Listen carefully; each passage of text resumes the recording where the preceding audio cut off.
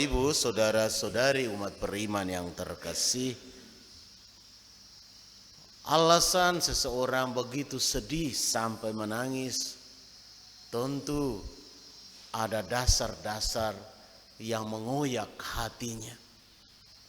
Ada sesuatu yang sebenarnya bisa dilakukan tetapi menurut pertimbangannya, kacamatanya tidak dilakukan.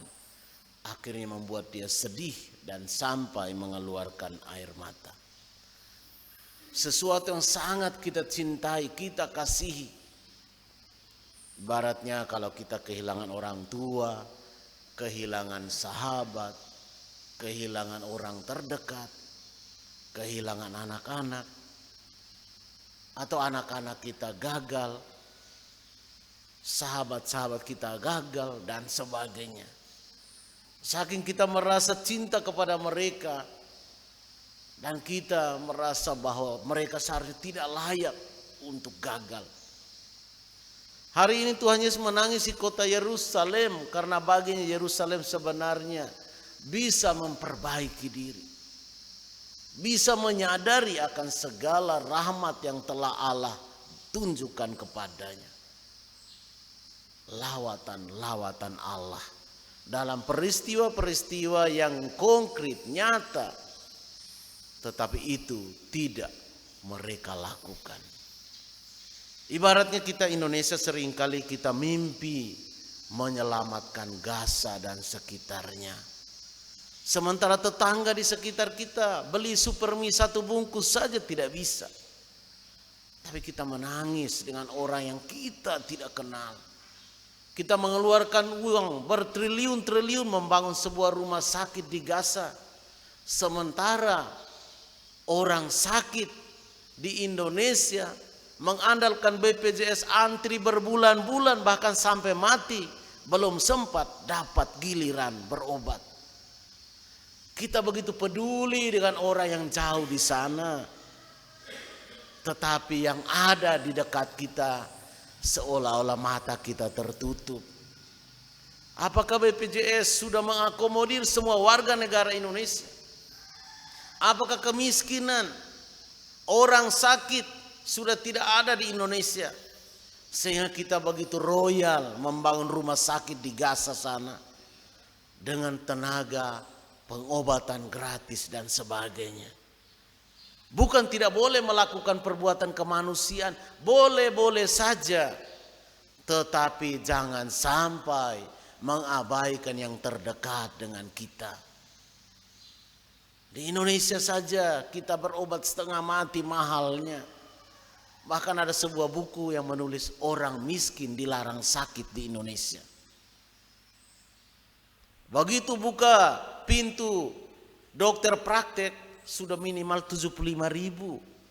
Baru buka pintu saja.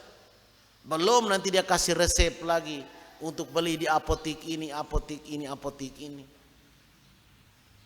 Sementara mereka untuk makan saja masih berpikir. Bapak Ibu saudara-saudari, hari ini Tuhan Yesus menangisi kota Yerusalem. Mungkin juga Tuhan Yesus menangisi kita Indonesia yang koplak, yang tertutup hati, tertutup mata, pura-pura munafik. Kita begitu royal membangun rumah sakit di luar negeri, mahal sekali. Mengirimkan obat-obatan gratis. Sementara ada banyak orang Indonesia mati karena tidak berobat. Tidak dapat giliran berobat. Tidak bisa masuk rumah sakit. Bahkan tidak bisa keluar dari rumah sakit. Yang viral berapa tahun lalu, ada seorang anak tidak bisa dikeluarkan dari rumah sakit karena apa? Orang tuanya tidak bisa bayar biaya rumah sakit. Dari anak itu ditahan di rumah sakit. Itu kenyataan kita di Indonesia. Tapi itulah memang pemerintah kita. Kenyataan bahwa kita kadang-kadang terlalu munafik dalam soal beragama. Kalau sudah berkaitan agama, maka segala sesuatu bisa dikorbankan. Lalu lupa dengan kenyataan. Padahal negara ini dibangun bukan hanya karena satu agama yang berkorban. Maka saudara-saudariku yang terkasih dalam Kristus, hari ini Tuhan Yesus menangisi kota Yerusalem. Saya yakin bahwa pada hari ini Tuhan Yesus menangisi kita semua. Menangisi negara Indonesia tercinta ini, yang senantiasa bersandiwara entah sampai kapan. Semoga pemimpin-pemimpin kita, semoga masyarakat-masyarakat kita, terutama yang masyarakat mayoritas, apakah kita sudah merdeka di negara ini? Nah, tahukah sebenarnya minoritas sama sekali belum merdeka sampai hari ini. Sehingga Tuhan Yesus menangisi kaum minoritas yang hidup di negara yang katanya penuh cinta kasih ini, di negara yang katanya penuh toleransi ini. Tapi apakah itu sampai pada kenyataan atau hanya berhenti pada katanya saja? Semoga Tuhan memberkati kita. Amin.